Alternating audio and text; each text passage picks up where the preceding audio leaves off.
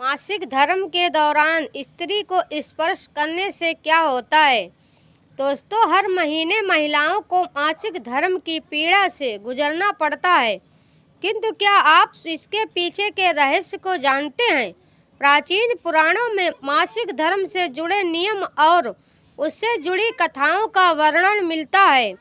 पद्म पुराण में बताया गया है कि मासिक धर्म के दौरान स्त्री को स्पर्श करने से क्या होता है। इसके साथ ही महिलाओं को मासिक धर्म क्यों आता है, इसके पीछे भी देवताओं और दानवों के युद्ध की एक कथा है। उसी युद्ध के परिणाम स्वरूप महिलाओं को मासिक धर्म की पीड़ा से गुजरना पड़ता है।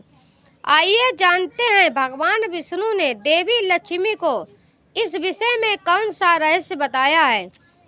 दोस्तों, एक बार माता लक्ष्मी और भगवान विष्णु क्षीर सागर में शेषनाग की शैया पर विश्राम कर रहे होते हैं। तभी देवी लक्ष्मी भगवान विष्णु से पूछती हैं, हे प्रभु, आज मेरे मन में एक शंका उत्पन्न हो रही है। केवल आप ही मेरी इस शंका का समाधान कर सकते हैं। भगवान विष्णु कहते हैं, हे प्रिय, तुम्हारे मन में जो भी शंका हो निसंकोच होकर पूछो, मैं तुम्हारी सभी शंकाओं का समाधान अवश्य करूंगा। देवी लक्ष्मी कहती हैं, हे प्रभु, किस श्राप के कारण स्त्रियों को मासिक धर्म की पीड़ा सहन करनी पड़ती है। मेरा दूसरा प्रश्न यह है, प्रभु, एक रजस्वला स्त्री को कौन से कार्य नहीं करने चाहिए जिससे उन्हें पाप लगता है। भगवान विष्णु कहते हैं, हे देवी, आज तुमने मानव जाति के कल्याण के लिए बहुत ही उत्तम प्रश्न किया है। तुम्हारे इन सभी प्रश्नों का उत्तर मैं देता हूँ। धनी राम की इस प्राचीन कथा से प्राप्त हो जाएगा। इस महान कथा का श्रवण करने मात्र से ही समस्त पापों का नाश होता है। जो भी पति पत्नी इस कथा को ध्यान पूर्वक सुनते हैं, उन्हें सौभाग्य की प्राप्ति होती है। इसीलिए हे देवी, आप भी इस कथा को ध्यान पूर्वक सुनिए। देवी लक्ष्मी कहती हैं, हे प्रभु, ये धनी राम कौन थे, उनका आचार विचार कैसा था, मैं इस कथा को अवश्य सुनना चाहती हूँ। कृपया आप इस कथा को मुझसे कहिए, मैं इसे ध्यान पूर्वक अवश्य सुनूंगी। भगवान विष्णु कहते हैं, हे देवी, पूर्व काल की बात है, जब पृथ्वी लोक में एक अत्यंत शोभायमान और समृद्ध नगरी हुआ करती थी। उस नगरी के लोगों में धर्म, सदाचार और पूर्ण कर्म की भावना इतनी प्रबल थी कि चारों ओर का वातावरण अलौकिक था। कुशीनगर में धनी राम नाम के एक व्यक्ति रहते थे। वे अपने नाम की तरह भगवान की पूजा पाठ और धर्म के कार्य में निपुण थे। ज्ञान के कारण भी सच्चे अर्थों में राम थे। वे समस्त शास्त्रों और वेदों का अध्ययन कर चुके थे। धनी राम की दिनचर्या अत्यंत नियमित थी। प्रातः काल होते ही वे नित्य कर्म से निवृत्त होकर पूजा की तैयारी में जुट जाते थे। प्रतिदिन वे पूजा पाठ के बाद दान का आयोजन करते थे, जिसमें दरिद्र, याचक, विद्यार्थी और सन्यासी आदि लोगों को दान करते थे। वे एक पल भी धर्म कार्यों से विचलित नहीं होते। धनी राम की पत्नी का नाम निर्मला था। वह अपने आप में गुणों की खान थी। पतिव्रता स्त्री थी, जिन्होंने अपना सारा जीवन अपने पति के आदर्शों और धर्म पथ पर समर्पित कर दिया था। वह अत्यंत चरित्रवान थी और उनके मुखमंडल पर ऐसी दिव्यता थी कि देखते ही लोग उनके प्रति आदर भाव से भर जाते थे। निर्मला अपने पति की हर इच्छा का पालन करती थी, उन्हें धर्म कार्यों में पूरा सहयोग देती और स्वयं भी गृहस्थी के सभी कार्यों को धर्म पूर्वक निभाती थी। उन्होंने अपने आचरण से यह सिद्ध कर दिया था कि सच्चा पतिव्रता धर्म कैसे निभाया जाता है। निर्मला का स्वभाव भी अत्यंत शांत और सौम्य था। उनके हृदय में सभी के लिए करुणा थी। वे अपने घर आए याचकों को दान देने में कभी संकोच नहीं करती थी। निर्धन, भूखे या दुखी लोग जब भी उनके द्वार पर आते, निर्मला अपनी ममता से भरे हुए हाथों से उन्हें भोजन कराती, वस्त्र देती और आश्रय प्रदान करती। उनकी दयालुता और करुणा के चर्चे पूरे नगर में फैले थे। इस प्रकार धनीराम और निर्मला की जोड़ी एक आदर्श दंपति की थी। धनीराम एक दिन अपने आंगन में बैठे हुए विचार मग्न थे। उनके मन में आया कि सभी प्रकार के धार्मिक कार्यों के बावजूद उन्होंने अब तक भगवान सत्यनारायण की पूजा नहीं की है, जो हर समृद्धि और सुख शांति का प्रतीक मानी जाती है। उनके मन में श्रद्धा उमड़ पड़ी और उन्होंने निर्णय लिया कि वे अपने घर पर भव्य सत्यनारायण पूजा का आयोजन करेंगे। इस पूजा में न केवल ब्राह्मणों को बल्कि नगर के सभी निवासी को आमंत्रित करेंगे, ताकि सभी के जीवन में धर्म, सुख और शांति का संचार हो सके। धनीराम ने स्वयं जाकर नगर के प्रमुख ब्राह्मणों और अन्य लोगों को पूजा का निमंत्रण दिया। वे प्रत्येक घर में जाकर आदर पूर्वक सभी से विनम्रता से कहा और सभी को निमंत्रण स्वीकार करते हुए अत्यंत प्रसन्नता हो रही थी, क्योंकि सभी जानते थे कि धनीराम कितने धर्मपरायण और पवित्र आत्मा थे। आखिरकार वह पावन दिन आया जब धनीराम ने सत्यनारायण की पूजा का आयोजन किया। वे पूजा की विधियों में पूरी तरह तल्लीन हो गए। उन्होंने मंत्रों उच्चारण के साथ भगवान का आवाहन किया, हवन में आहुति दी और पूरे विधि पूर्वक पूजा संपन्न की। पूजा में भगवान सत्यनारायण का सुंदर स्वरूप स्थापित किया गया था और पूरा घर देवी देवताओं की उपस्थिति से जैसे पवित्र हो गया था। निर्मला धनीराम की पत्नी भी अत्यंत श्रद्धा भाव से पूजा में सम्मिलित थी और पूजा की सभी सामग्री का ध्यान रख रही थी। पूजा संपन्न होने के बाद धनीराम ने नगर के सभी ब्राह्मणों को सम्मान पूर्वक घर के अंदर बुलाया। उन्होंने उनके स्वागत के लिए सुंदर आसनों की व्यवस्था की और प्रत्येक ब्राह्मण को अपने हाथों से स्थान पर बैठाया। फिर स्वादिष्ट भोजन परोसा गया, जिसमें मिष्टान, फल और विभिन्न प्रकार के स्वादिष्ट व्यंजन थे। ब्राह्मणों ने भोजन किया और उनके मुख पर संतोष और प्रसन्नता झलक रही थी।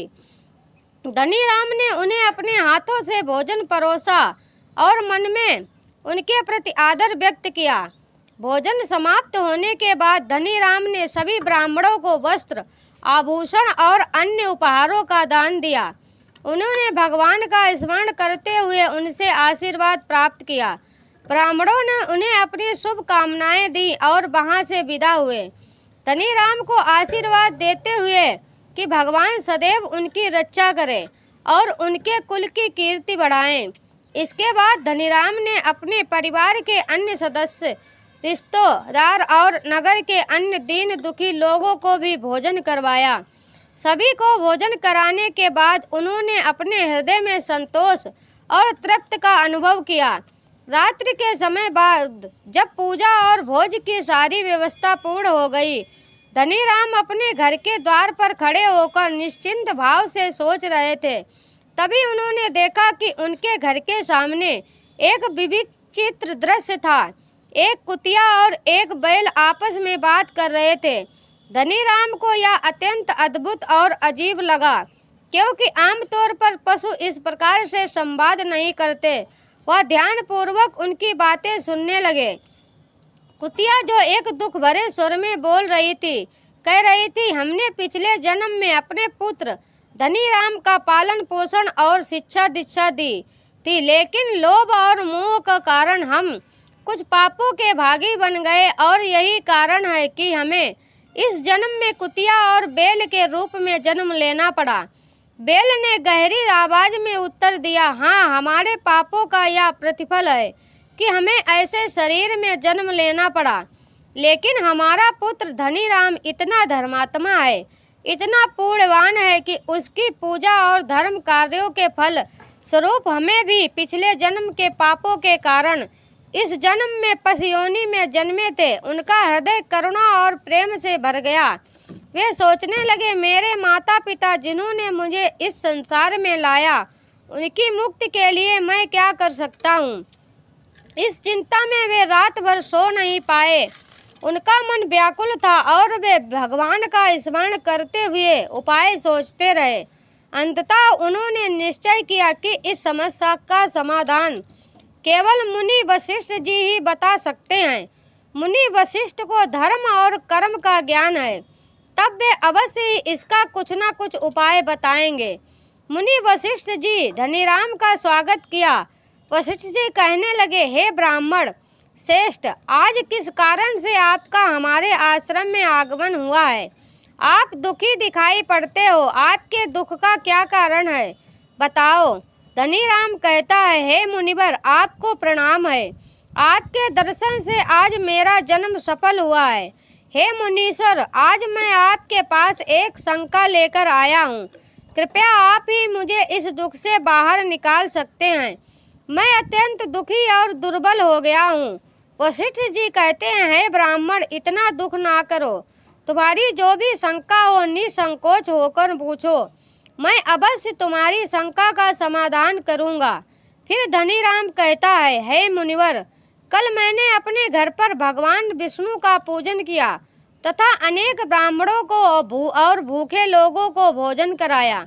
विधि पूर्वक भगवान का पूजन किया।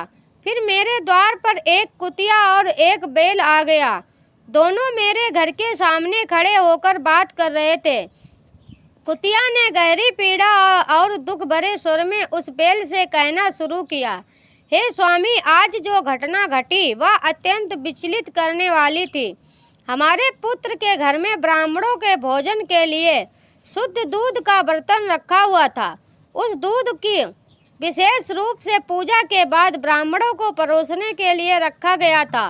पूरा घर पूजा के कार्यों में व्यस्त था और कोई इस ओर ध्यान नहीं दे रहा था कि इस पवित्र दूध के बर्तन के पास अचानक एक विषैला सांप आकर अपना फन फैलाकर बैठ गया। जैसे ही मेरी दृष्टि उस ओर गई, मैंने देखा कि वह सांप धीरे धीरे उस दूध के बर्तन के पास जा पहुंचा। फिर उसने अपना विष उस दूध में उगल दिया। जब मैंने यह देखा तो मेरे हृदय में चिंता और भय उत्पन्न हो गया। वह दूध यज्ञ के उपरांत बनने वाले भोजन का हिस्सा बनने वाला था। कल्पना कीजिए, यदि उस विषैले दूध से भोजन बनता और ब्राह्मणों तथा अन्य अतिथियों ने उस भोजन का सेवन कर लिया होता तो कितनी भयानक त्रस्ती हो जाती। मेरे मन में यह विचार आया कि मेरे अपने पुत्र के घर में होने वाले इस पवित्र कार्य में इस प्रकार का संकट आ गया है और यदि मैं इसे नहीं रोकती तो इसका परिणाम न जाने कितना भयानक होता। कुतिया ने दर्द भरे शब्दों में आगे कहा, मैंने तत्काल एक साहसिक निर्णय लिया और बिना किसी और बात की परवाह किए उस विषैले दूध के बर्तन में से सारा दूध पी लिया। मुझे यह भली भांति ज्ञात था कि इस विषैले दूध को पीने से मेरी मृत्यु भी हो सकती है, परंतु मैंने सोचा कि यदि मेरे प्राणों की आहुति देकर इतने सारे निर्दोष लोगों का जीवन बच सकता है तो यह मेरा कर्तव्य है। यह सोचकर मैंने वह विष भरा दूध पी लिया। मुझे लगा कि मैंने एक धर्म का कार्य किया है, लेकिन मेरा यह बलिदान निर्मला मेरी बहू की दृष्टि में नहीं आया।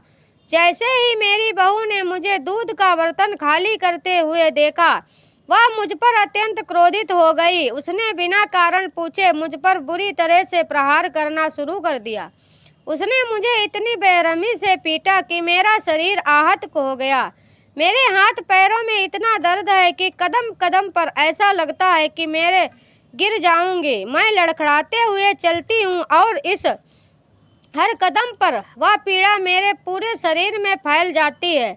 यह दुख सहते हुए भी मैंने अपने पुत्र और उसके घर के सम्मान के लिए सब कुछ सहन किया, परंतु आज मेरी यह स्थिति देखकर मेरे मन में संतोष नहीं है। मैंने अपने परिवार को एक संकट से बचाने का प्रयास किया, लेकिन इसके बदले में मुझे यह असहनीय कष्ट मिला है। धनीराम कहता है, हे मुनिवर, उस कुतिया की करुण कथा सुनकर बैल के हृदय में एक गहरी वेदना उमड़ पड़ी। उसने भारी स्वर में गहरी उदासी के साथ अपनी कथा कहनी शुरू की। हे प्रिय, तुम्हारी पीड़ा ने मेरे हृदय को कपा दिया है। तुम्हें अपना दुख का कारण सुनाता हूँ, जो शायद तुम्हारे दुख से अलग नहीं है। मैं भी एक समय इस ब्राह्मण धनीराम का पिता था। इस संसार में मैंने उसे जन्म दिया, उसका पालन पोषण किया, उसे अच्छे संस्कार दिए और जीवन के हर सुख दुख में उसके साथ खड़ा रहा। लेकिन आज जब मुझे उसकी थोड़ी सी भी सहानुभूति की आवश्यकता थी, उसने मुझे एक पल के लिए भी ध्यान नहीं दिया। इस ब्राह्मण ने आज बड़े श्रद्धा भाव से सत्यनारायण का पूजन किया, सभी ब्राह्मणों को भोजन कराया। घर में हर किसी के लिए भोजन और जल का प्रबंध किया गया, परंतु उसने मुझे एक मुट्ठी घास तक नहीं डाली, मुझे जल तक नहीं दिया। मैं वहाँ खड़ा उसे देखता रहा, सोचता रहा कि शायद वह मेरी ओर देखेगा, मेरे लिए भी कुछ ना कुछ करेगा, परंतु मेरा हृदय तो वही है जो पिता का था। मैंने सोचा कि भले ही मैं पशु योनि में हूँ, परंतु वह अपने कर्मों से मुझे आदर देगा, मेरी देखभाल करेगा। परंतु मुझे यह देखकर गहरा आघात पहुँचा कि उसकी दया और करुणा दूसरों के लिए थी, पर मुझ पर उसने ध्यान नहीं दिया। यह सोचकर ही मेरे हृदय में असहनीय पीड़ा उत्पन्न हो जाती है कि मेरा अपना पुत्र, जिसे मैंने अपना सब कुछ देकर बड़ा किया, आज मुझे भूखा प्यासा छोड़कर अपने धर्म कार्यों में व्यस्त है। इसके लिए मैं एक निरर्थक पशु बन गया हूँ, जिसकी कोई भी आवश्यकता नहीं है। मैं खड़ा उसकी उपेक्षा सहता रहा, उसका मुंह ताकता रहा, परंतु उसने मेरी ओर तनिक भी ध्यान नहीं दिया। सभी दान और पूर्ण कर्म मेरे लिए जैसे शूल बन गया, क्योंकि उसमें मेरे प्रति कोई सहानुभूति नहीं थी। इसी उपेक्षा और तिरस्कार से मेरा हृदय दुखी हो गया। मेरे लिए अब यह जीवन बस दुख का ही प्रतीक है। फिर धनीराम ऋषि से कहने लगा, हे गुरुदेव, इस प्रकार से अपने माता पिता को कुतिया और बैल के रूप में ऐसा बोलते हुए देखकर मुझे बड़ा दुख हो रहा है। मुझे रात भर नींद नहीं आ रही है, हर क्षण मुझे चिंता सता रही है। आप अपनी योग शक्ति से पता करके मुझे बताइए, किस कारण से मेरे माता पिता की ऐसी दुर्दशा हुई है और उनकी मुक्ति के लिए मुझे कौन सा कर्म करना चाहिए। फिर गुरु वशिष्ठ ध्यान लगाते हैं और उस ब्राह्मण के माता पिता के पूर्व जन्म के कर्मों को देखते हैं और धनीराम से कहने लगते हैं, हे ब्राह्मण, तुम्हारे माता पिता ने पिछले जन्म में घोर पाप किया है, उसी पाप के कारण आज उनकी ऐसी दुर्दशा हुई है। धनीराम कहता है, हे गुरुदेव, किस पाप के कारण मेरे माता पिता की दुर्दशा हुई है, कृपया विस्तार से बताइए, मैं जानना चाहता हूँ। मुनि वशिष्ठ ने गंभीर स्वर धनीराम की ओर देखते हुए कहा, हे ब्राह्मण देवता, तुम्हारा हृदय अपने माता पिता की पीड़ा से द्रवित हुआ है और यह तुम्हारी धर्म का प्रमाण है, परंतु तुम ध्यान पूर्वक सुनो, क्योंकि इस संसार में प्रत्येक दुख का कोई ना कोई कारण होता है और तुम्हारे पिता का यह दुख भी उनके अपने कर्मों का ही फल है। तुम्हारे पिता जो इस जन्म में बैल के रूप में तुम्हारे सामने खड़े हैं, पिछले जन्म में अत्यंत वशिष्ठ ब्राह्मण थे। वे कुंडी नगर के श्रेष्ठ ब्राह्मणों में से एक थे, जिनकी विद्या और सम्मान पूरे नगर में विख्यात था, परंतु उन्होंने अपने जीवन में कुछ ऐसे कर्म किए जिनके कारण उन्हें इस जन्म में पशु योनि में आना पड़ा है। एक दिन एकादशी का पवित्र व्रत आया, जो भगवान विष्णु को प्रसन्न करने के लिए अत्यंत महत्वपूर्ण माना जाता है, परंतु तुम्हारे पिता ने इस व्रत को विधिपूर्वक न मानते हुए दिन के अंत में भोजन कर लिया था। एकादशी के व्रत का पालन तो किया था, परंतु व्रत की समाप्ति पर भगवान के नाम का भोग अर्पित किए बिना ही भोजन कर लिया और इस दिन कोई दान पुण्य भी नहीं किया, यह जानते हुए भी कि इस दिन दान धर्म का विशेष महत्व है। उन्होंने अपने पास आए जरूरतमंद और द्वार पर आए गायों को भी अन्न तक नहीं दिया। गाय उनके द्वार पर आकर करुण दृष्टि से भोजन की आस लगा रही हैं, परंतु उन्होंने उनकी ओर ध्यान नहीं दिया। इस तरह वे अपने कर्तव्यों से विमुख हो गए और धर्म की मर्यादा को भंग कर दिया। इसके अतिरिक्त वे अपने पितरों का श्राद्ध और तर्पण भी विधिपूर्वक नहीं करते थे। श्राद्ध के कार्य को वे केवल एक अपरिचित मानकर करते थे और इसे पूर्ण मनोयोग से नहीं निभाते थे। पितरों का आशीर्वाद ही हमारी संतानों और कुल की रक्षा का आधार होता है, परंतु तुम्हारे पिता ने अपने पितरों के प्रति उचित सम्मान और आदर नहीं दिखाया। सबसे महत्वपूर्ण बात यह है, हे धनीराम, तुम्हारे पिता ने एक ऐसा पाप किया जो ब्राह्मणों के धर्म के विरुद्ध था। एक समय मासिक धर्म के दौरान ही उन्होंने तुम्हारी माता के साथ संबंध स्थापित किया, और जो कि धर्म और शास्त्रों की दृष्टि में अनुचित माना गया है।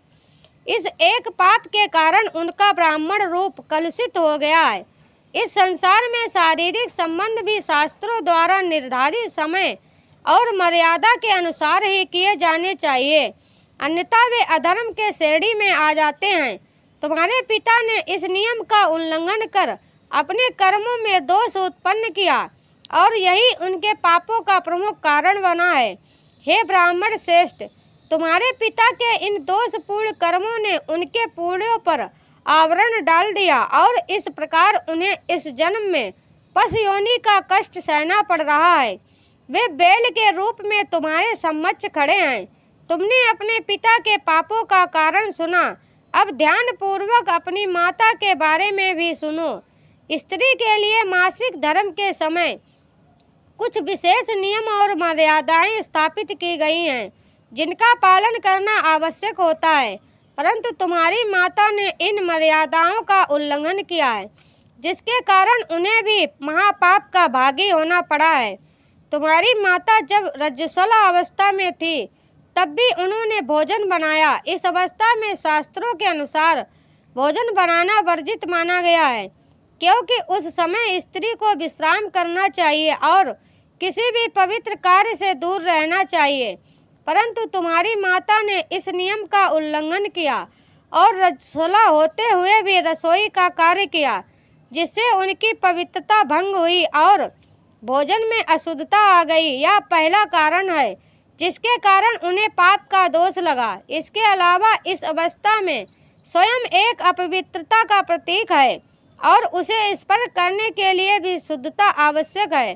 परंतु तुम्हारी माता ने न केवल तुलसी का स्पर्श किया, बल्कि उसे जल भी चढ़ाया, जिससे तुलसी का अपमान हुआ और धर्म की मर्यादा का उल्लंघन हुआ। यही नहीं, रजस्वला होते हुए भी उन्होंने भगवान को भोग अर्पित किया। भगवान के प्रसाद और भोग में शुद्धता का विशेष ध्यान रखा जाता है, परंतु तुम्हारी माता ने अपनी शारीरिक स्थिति की परवाह किए बिना भगवान के लिए अर्पित किए जा रहे भोग को भी स्पर्श किया, और इसका पाप भी उनकी आत्मा पर लगा। मासिक धर्म के दौरान स्त्री 3 दिनों तक अपवित्र हो जाती है। मासिक धर्म के दौरान स्त्री को पूजा पाठ नहीं करना चाहिए। स्त्री को इन 3 दिनों में अपने बाल भी नहीं धोने चाहिए, इससे पति की आयु कम हो जाती है। मासिक धर्म के दौरान पेड़ पौधों को स्पर्श ना करें। रजस्वला स्त्री के साथ संबंध भी नहीं बनाना चाहिए। जो पुरुष रजस्वला के साथ संबंध बनाता है, उसे ब्रह्म हत्या का पाप लगता है। जो रजस्वला के वस्त्रों को स्पर्श करता है, उसे भी पाप लगता है। रजस्वला स्त्री की पूरे शरीर में 3 दिनों तक ब्रह्म हत्या का पाप निवास करता है, और चौथे दिन ही वह स्नान करके पवित्र हो जाती है। चौथे दिन स्नान करने के पश्चात रजस्वला स्त्री को अपने पति का मुख देखना चाहिए, अन्य किसी पुरुष का मुख नहीं देखना चाहिए। यदि पति समीप ना हो तो सूर्य देव के दर्शन करने चाहिए। गुरु वशिष्ठ कहते हैं, हे ब्राह्मण, इसी पाप के कारण तुम्हारे पिता को बैल और तुम्हारी माता को कुतिया का जन्म प्राप्त हुआ है। धनीराम कहता है, हे मुनीश्वर, अब आप मुझे मेरे पिता माता की मुक्ति के लिए उपाय बताइए। वशिष्ठ जी कहते हैं, हे ब्राह्मण, तुम किसी भी अमावस्या के दिन अपने माता पिता की मुक्ति के लिए श्राद्ध तथा तर्पण करो और दान धर्म करो, गाय की सेवा करो और गौ माता को मिष्टान खिलाओ, और अपने माता पिता की मुक्ति के लिए भगवान से प्रार्थना करो। फिर धनीराम ब्राह्मण वही करता है, और फिर उसके माता पिता को समस्त पापों से मुक्ति मिलती है। तब भगवान विष्णु माता लक्ष्मी से कहते हैं, हे देवी, मैंने तुम्हें रजस्वला स्त्री को कौन से कार्य नहीं करने चाहिए इस विषय में बता दिया है। तो दोस्तों आज के वीडियो में बस इतना ही। अगर आपको यह कहानी पसंद आई हो तो एक लाइक करके कमेंट बॉक्स में जय श्री हरि विष्णु अवश्य लिख दें। आप सभी का दिल से धन्यवाद। राधे राधे। जय श्री कृष्णा। जय श्री राधे।